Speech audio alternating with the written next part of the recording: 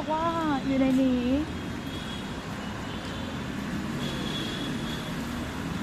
เดี๋ยวเราจะลงไปข้างในกันนะ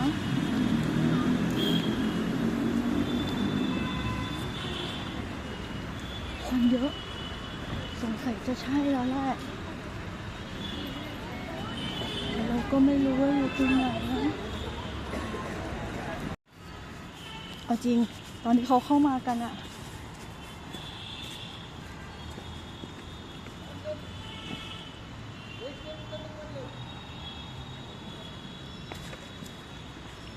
อุ้ยคนอื่นเขาไปกันหมดแล้วเราไปซื้อตั๋วอยู่เมื่อกี้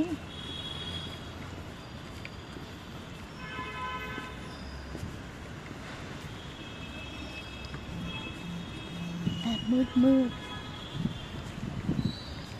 เขาบอกว่าอีก30 เมตรเลี้ยวซ้ายเปิดแมปอยู่นี่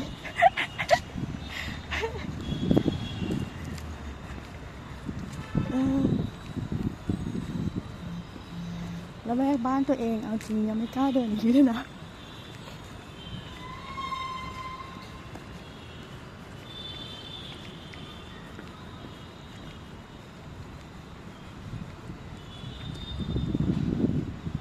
ฮัลโหล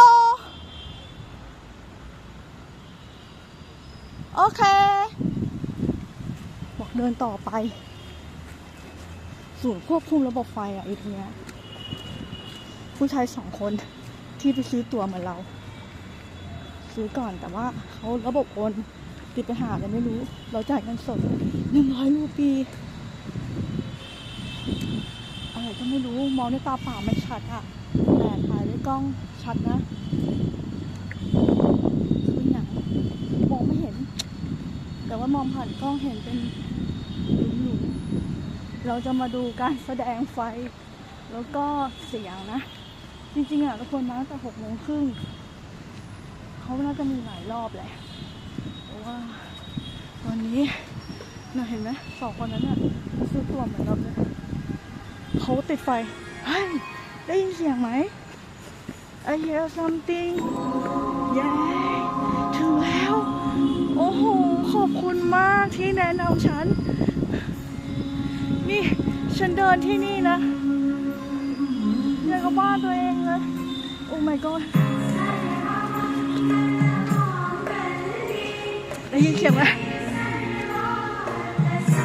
ย่าเจอแล้วโอ้ my god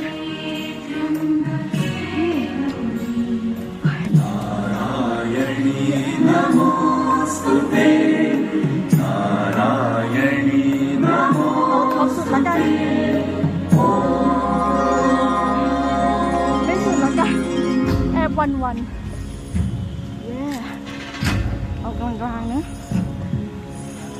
इस मिट्टी से मिली विरासत सीना है चट्टानों सा लक्ष्य है तू करते हैं समर्पित बलिदानों की समर्पण गूंज रही है हर पर्वत से स्वाभिमान की अजयता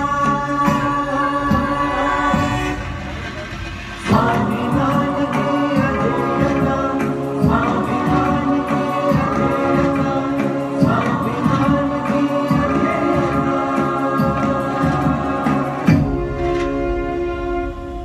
मैं हूं सह्याद्री। मैं हूं महाराष्ट्र भूमि का दाता प्राता और पिता। मैं हूं अग्निपुत्र सह्याद्री। सिंधु सागर की लहरें मेरे पांव पखारती हैं और मावल हवाएं वृक्षों के 1000 भुजाओं से अखेलियां करती हैं। มองด้วยตา पश्चिमी समुद्र तटों มันเป็น और उत्तर के मैदानी इलाकों के बीच अडिग खड़ा हूं मैं। समुद्र के किनारे नारियल के गगनचुंबी पेड़, दोपहरी रेत पर सितारों से झिलमिलाती शंख और सीटियां, आमों और कटहलों के बोझ से जमीन चूमती पेड़ों की डालियां। ऐसी है हमारे कोंकण भूमि की संपत्ति। मंदिर और किले मेरे शिखर पर मुकुट की तरह सजे। गोदावरी, भीमा और कृष्णा जैसी नदियां मेरी भूमि को फल फूल से हरा भरा करती। ऐसा सजीला है मेरा देश। मेरी चोटियों पर बने हुए चट्टानों से मजबूत किले इस मिट्टी की आजादी की तस्वीर को गरज के साथ सुनाते हैं। मेरे आंचल में बहती बेधड़क और बेखौफ मावल गंगा अपनी सुप्त और गुप्त शक्तियों का परिचय कराती แค่ है। นี้ก่อนเมื่อย जब मैंने अमृत बरसते देखा, ध्वज गजराज गंगदेव विराजित, छत्र और चवरों के बीच स्वर्ण सिंहासन पर शिवाजी राजे का अभिषेक किया गया। एक राजा छत्रपति बन गया।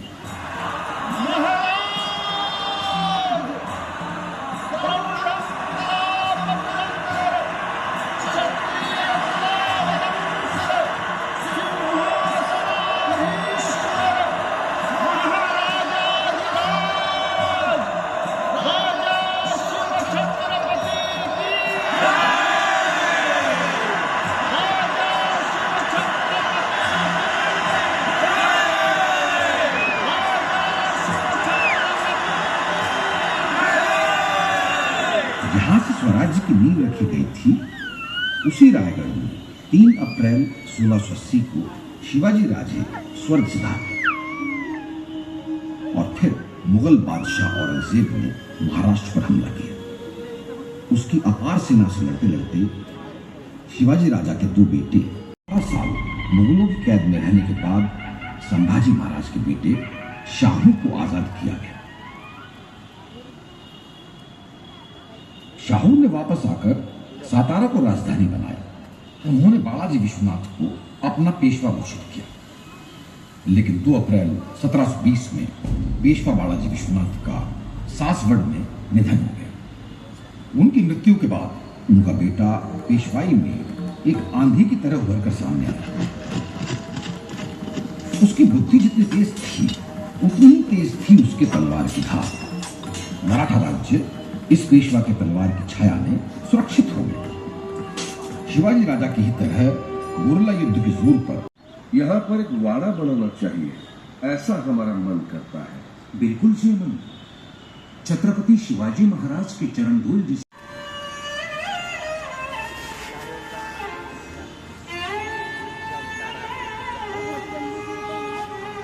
मस्तानी कितनी सुंदर बात है। ऐसा लगता है जैसे फूलों का चांद जमीन पर उतर आया हो। कितना सुंदर नाचती हो तुम। तुम्हारे नाच की बराबरी तो पूर्वशी और मेनका भी नहीं कर सकती। मस्तानी, ह्या गोकुळाष्टमीला दरबारात तुझा नाच हवाच।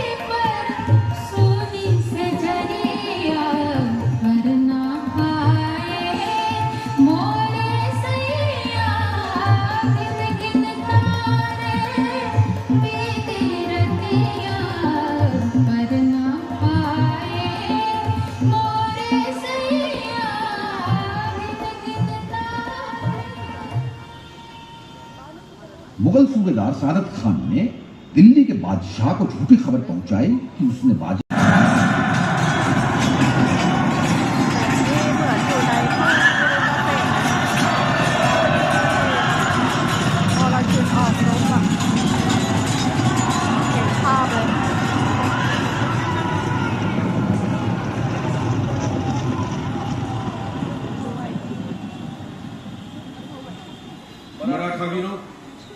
दिल्ली का बादशाह जो हमारे घोड़ों के टापू से भागा गया था, उसने अपनी रक्षा के लिए इस निजाम को बुलाया और उसके बदले में उसने मावल और आगरा देने का लालच दिया है।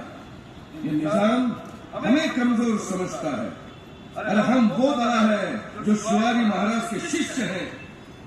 अपनी भूमि की रक्षा करना ही हमारा कर्तव्य है। तो वीरों, उठाओ। बाजीराव का घेरा हमारे फौज को फंदे की तरह कसता जा ต रहा อน है। นี้เราอยู่ करना ท่าม क्या? กลางส अरे งคราม तोपे चलाओ और बाजीराव और उसके मराठा फौज को धुएं का गुब्बार में बदल दो। ये मुमकिन नहीं हुजूर। वो खंदकों के इतने नजदीक है कि तोपे चल ही नहीं सकती और ये मरहट्टे तो गिद्ध की तरह अचानक धावा बोलते हैं। इस पर अब तो रसद भी ज्यादा नहीं बची। दखन से रसद का जो कागा आ रहा था उसका क्या हुआ? बाजीराव के भाई चिमाजी अप्पा ने रास्ते में हमला बोलकर सारा लूट लिया। अब भूखे पेट हमारे सिपाही और कितने रोज लड़ पाएंगे हुजूर? और खाने की छोड़िए, कुछ रोज ये घेराबंदी और चली तो पानी की भी किल्लत हो जाएगी। या अल्लाह, हुजूर, हुजूर कोई ऐसा मोहरा चलिए कि बाजीराव की बात हो, नहीं तो निजाम ने हथियार डाल दिए। भोपाल के किले पर बाजीराव ने निर्णायक जीत हासिल की।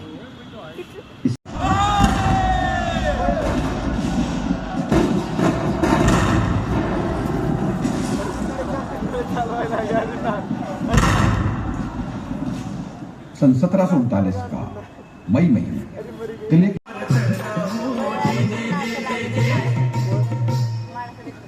साहेबी फुतुहात उद्यान मतलब मराठों की गद्दी संभाली। अपनी कुशलता से नाना साहेब ने आर्थिक, सांस्कृतिक और राजकीय क्षेत्रों में ऐसे कदम उठाए जिससे शनिवारवाड़ा मराठों की अघोषित राजधानी बन गया।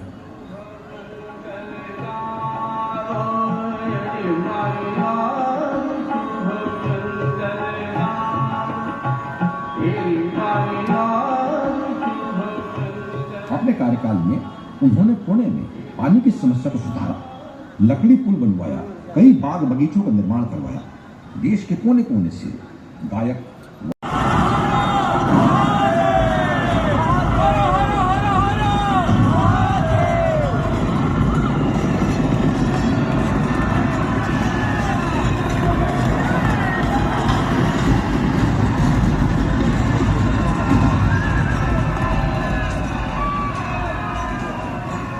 इसमें सदाशिवराव भाऊ और नाना साहेब पेशवा के चिरंजीव उल महान रफीउद्दरज़क साहिब हशमत व शौकत शहादत मंद पेशवा साहिब आजम माधवराव पंडित प्रधान।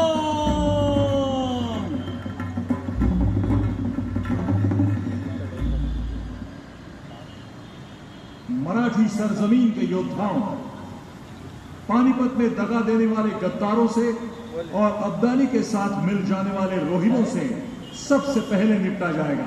सरकार का नुकसान करने वालों को भी छोड़ा नहीं जाएगा, तुरंत गर्दन काट ली जाएगी।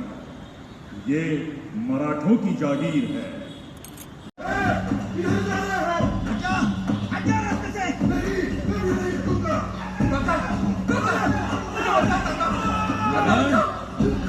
क्या हुआ?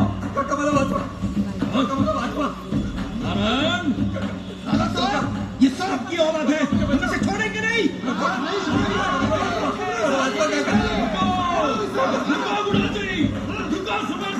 ये क्या गड़बड़ है? छोड़ेंगे?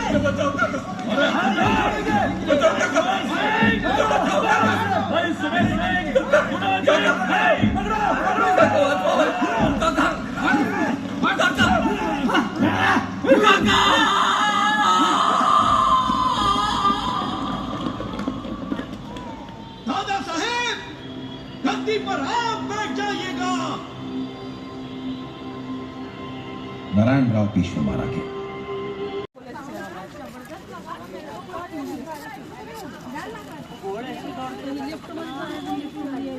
ขากลับก็จะมีเพื่อนน้องแ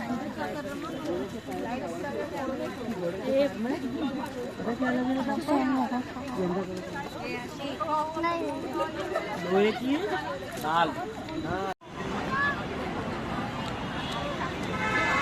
เห็นชัดขึ้นกับตามอง